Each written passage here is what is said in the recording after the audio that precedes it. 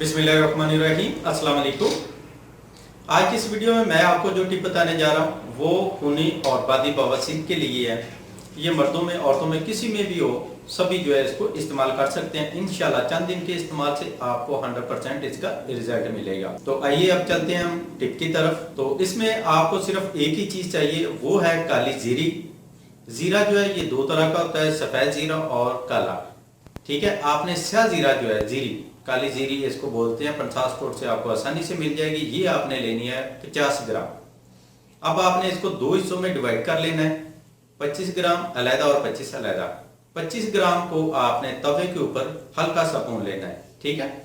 और बाकी जो 25 ग्राम है वो इसी के अंदर शामिल कर देना है और उसके बाद इसको ग्राइंड कर लें और ग्राइंड करके सफूफ बना के रख लें।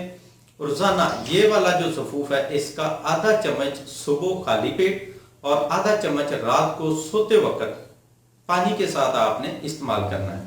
और कोशिश करें कि पानी जो है वो नीम गर्म सा हो, ठंडा पानी जो है वो ना हो। तो नीम गर्म पानी या ताज़ा पानी के साथ इस्तेमाल करें तो इंशाल्लाह आपको इसका बहुत अच्छा रिजल्ट मिलेगा। और इसके साथ परहेज जो है वो ज़रूरी है, परहेज आपने हर सूरत में करना है।